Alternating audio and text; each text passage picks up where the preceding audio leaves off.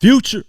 At some point, we got to start having the conversation of Future being in the big three of today's generation, last generations, because today's generation, I guess, I don't know. I don't know what to consider Drake, Kendrick Lamar, and J. Cole. Are they today's generation? Are they the generation of 2010s? Whatever. This era, I don't know. They're getting a lot older, but whatever. We'll just say today's generation. A lot of people mention Drake, J. Cole, Kendrick Lamar as the big three. But Future, with this stat, I think solidifies him in the big three. Like, there has to be a conversation somewhere about Future being in there. Yeah, he might not be the most lyrical rapper, but he's maintained relevance for quite some time, and this stat just proves it. So, what am I talking about? Let's go over it. Future has joined the likes of Jay-Z and Eminem in an exclusive club of rappers to have at least 10 albums go to number one on the Billboard 200. Yes, 10 albums. The likes of Jay-Z and Eminem. Think about that. Future in the same conversation as Jay-Z and Eminem. Literally 5 years ago, a lot of people would probably not have guessed that. Actually, nah. Dirty Sprite 2 was... Once Dirty Sprite 2 came out, I knew this guy was something special. He lost all that music on the hard drive with Esco and still delivered hardcore mixtapes back to back, and Dirty Sprite 2. I remember Dirty Sprite 2 so vividly because we just moved to Atlanta. Like, that was the summer when that album came out, was when I moved here to Atlanta. Every fucking car was bumping that album. Future, you would think Future was the hottest artist on the globe. That's all I heard was Dirty Sprite 2. That's it. I would love to do a documentary on Dirty Sprite 2. Like, that is an album that I would love to do like a Give It a Try and type of documentary. I hope I get a chance to do that in the future. I would love to do it for the 10-year anniversary, but that's next year. The chances of that are very slim. But, you know, I want to do a documentary on that. I think that's honestly, man, as the years go on, I don't have a long list of classic albums. I don't. And I mentioned only 4 so far, maybe 5. You know, I'm not going to go over the classic list. I've went over them quite a few times, but I might have to include Dirty Sprite 2 in there because it's just, I go back to it every 6 months to a year or something, and it's just as good as the first time I listened to it. And personally, man, the more and more I listen to it, the less and less I have anything to skip. I'm like, damn, this song goes hard. Damn, this shit's hard. Damn, this is good. Damn, what the so. Yeah, we got to start the conversation of Future being the top 3, or the big 3, sorry, not the top 3. The Free Band's Boss hit the landmark after his second joint album, Metro Boomin' We Still Don't Trust You, debuted atop the chart, making their second number 1 of the year. The album marks Future's 10th chart topper, making him the only the 5th rapper to reach the milestone, after Eminem, Jay-Z, Kanye West, and Drake. So we got Future in the conversations of Eminem, Jay-Z, Kanye West, and Drake. Think about that. These 5 that are named here, or at least these 4, excluding Future, have been probably the most consistent artists in all of hip-hop in terms of, like, still selling records, still being part of, how do I put this? Still being part of a pop culture, like, people still pay attention to them in pop culture. That's not to knock Nas, because Nas has been consistently quality, but he's not, like, mainstream, like, to the point where he drops an album and, like, everybody listens to it, from, you know, young kids to older adults. You know, like Jay-Z, when he drops, everybody from young to old listens to it. Eminem, young to old listens to it. Kanye West, young to old listens to it. Drake, young to old. Future, young to old. So these names, Eminem, Jay-Z, Kanye, and Drake, have probably been the most consistent artists ever in hip-hop. I mean, just the numbers prove it. Every time Eminem drops, everybody's listening to it. Whether you like the album or not, people are tuned in. He'll do at least 200,000 first week or whatever, 150, whatever. Doesn't matter. Still does 150 to 250,000 first week easy.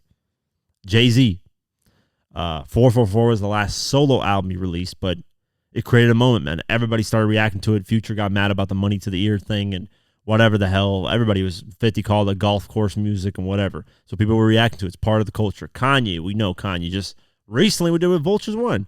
Carnival being number 1 and all the stuff he's doing. We're going to talk about Kanye's dumbass a little bit later because he pissed me off with some stuff he's said and done.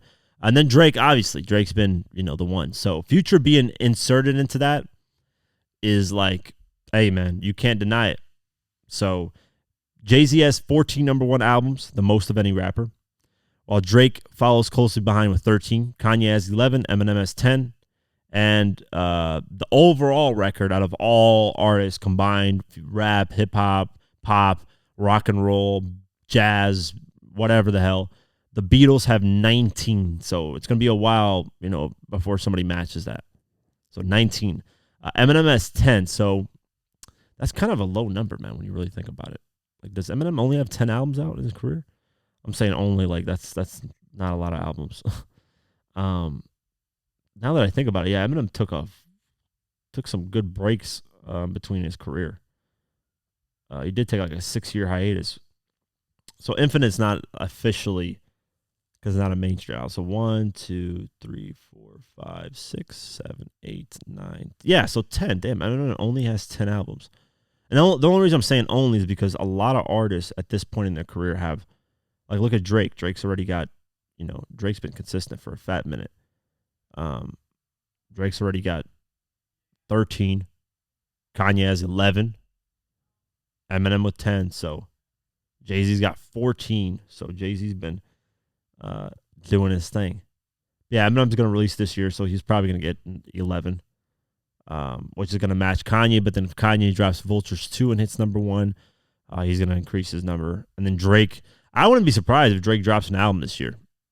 Honestly, that Push-Ups record, guys, is Drake sounding amazing. I'm enjoying that. I'm not even going to lie. So, yeah, and then Future's been dropping albums left and right. So, we'll see. Jay-Z's got 14 of them things. I wonder if they're counting the collab albums from Jay-Z, because Jay-Z don't got 14 albums, does he? I'm tripping, man. I can't keep counting all these damn albums that these artists be dropping. Let's see if they're counting actual collab albums. 1, 2, 3, 4, 5, 6, 7, 8, 9, 10, 11, 12, 13. So he's got 13 solo albums.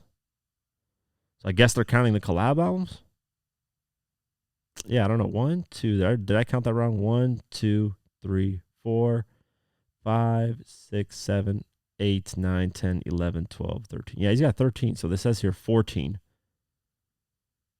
I don't know. That might be kind of counting collab albums. I mean, wouldn't they have more than just 14, though, if they're counting collab albums? Because Jay-Z has 4 collab albums. The Best of Both Worlds with R. Kelly. Where the fuck did that debut at? The Best of Both Worlds, supported by 3 singles. Debuted at number 2. Okay. Unfinished Business. The other R. Kelly. This guy fucking made 2 collab albums with R. Kelly. So weird. Debuted at number 1. So that's a number 1. Okay. We know Watch the Throne has to have been a number 1 album. There's no way. Right? Or am I assuming they dropped this album the same time fucking Adele dropped her album? Number 1 debut. Okay. Which I assumed. I assumed the Watch the Throne 100% was number 1. And then the Jay-Z and Beyonce album, Everything Is Love, debuted at number 2. Okay, so yeah, so you should have at least 15 then instead of 14, because the Unfinished Business with R. Kelly debuted at number 1, and then the Watch the Throne debuted at number 1. The other 2 ones debuted at number 2. So yeah, you should have 15 if they're counting collab albums. Wait, for Kanye, unless Jay-Z didn't have a number 1 debut on an album, which I don't think. He's always debuted at number 1 on albums. I don't know how they're counting it. That's interesting in itself. But congratulations to Future. Yeah, I just wanted to talk about that because, hey, man, somebody's got to start having these conversations of Future being one of those most influential and just being the most consistent. I know a lot of his came with Drake included in him, but still, Dirty Sprite 2 is just, Drake was involved in it with a feature, but at the end of the day, that album was Future. So, yeah. So we'll keep our eyes posted. See, I'm sure this number's going to change as Kanye drops, as Eminem drops, and whoever else, maybe Drake. I don't know if Jay-Z is going to drop ever again, but we'll see. So we'll keep our eyes posted.